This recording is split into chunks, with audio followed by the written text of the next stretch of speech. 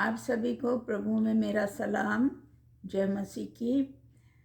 आज हम ये बहुत ही इम्पॉर्टेंट चीज़ें हैं। हम उपवास तो रखते हैं और हम बहुत सारी प्रार्थनाएं भी करते हैं, लेकिन शायद हम परमेश्वर के अनुरूप नहीं करते हैं। परमेश्वर हमसे जिस उपवास से खुश होता है, जो जैसा वो उपवास हमसे चाहता है, वो उपवास हम वैसा नहीं करते हैं। देखिए, आज हम जानेंगे कि परमेश्वर कैसे उपवास से प्रसन्न होता है, कैसा उपवास हमसे वो चाहता है। इसके लिए आप निकालें यशाया की पुस्तक, उसका 58 चैप्टर अध्याय, उसके 3 से लेकर 10 पद तक आप देख सकते हैं, और आगे 15 पद तक भी आपको कुछ ना कुछ ज़रूर अवश्य मिलेगा कि परमेश्वर हमसे कैसा उपवास चाहता है। देखिए, यशाया में ये लिखा है, वे कहते हैं कि क्या कारण है कि हमने तो उपवास रखा किंतु तूने उसकी सुधि न ली। अब देखिए, हम उपवास कैसे रख रहे हैं। जब हम किसी के मन के अनुकूल काम नहीं करेंगे तो वो हमसे प्रसन्न नहीं होगा।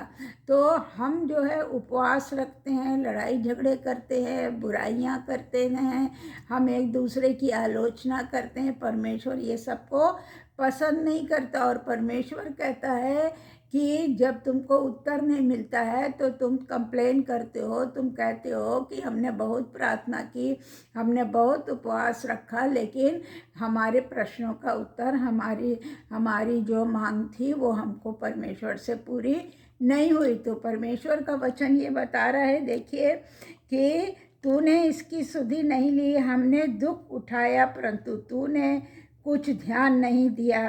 क्यों? उपवास के दिन तुम अपनी ही इच्छा पूरी करते हो और अपने सेवकों से कठिन काम कराते हो।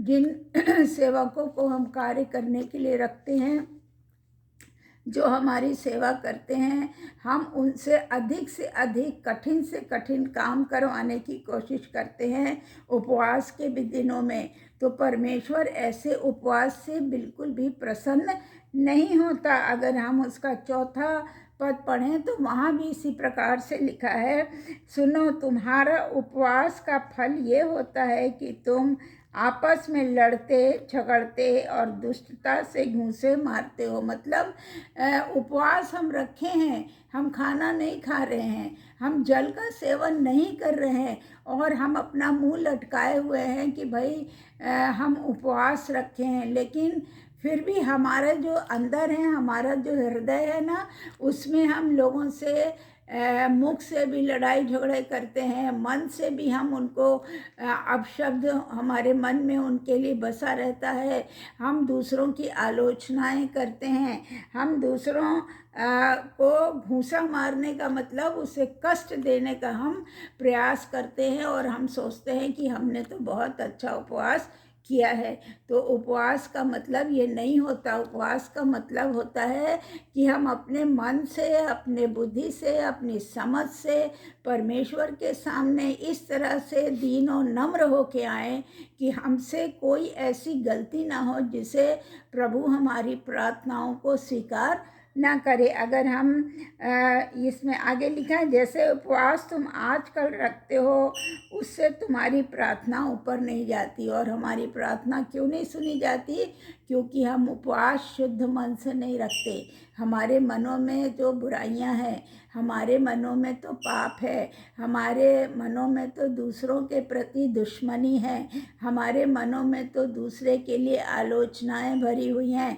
तो परमेश्वर कहता है, जब तुम ऐसा सोचते हो और ऐसा करते हो और उपवास रखते हो तो तुम्हारी प्रार्थना नहीं सुनी जाएगी। अगर हम 5वें पद में देखें तो वहाँ इस प्रकार से लिखा है, जिस उपवास से मैं प्रसन्न होता हूँ। देखिए, ध्यान दीजिए कि परमेश्वर कैसे उपवास से प्रसन्न होता है, अर्थात जिसमें मनुष्य अपने को दीन करे, हम्बल बनाए, दीन बनाए, नम्र बनाए।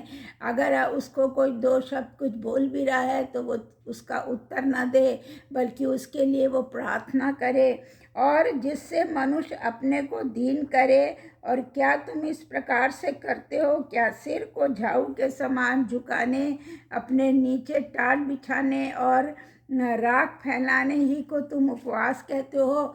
देखिए, आप जब देखेंगे पुराने नियम में, तो वहाँ पर जो पहले लोग उपवास रखते थे तो अपने शरीर में राख पोत लेते थे और नीचे टाट बिछाकर उस पर बैठ जाते थे और उपवास रखते थे।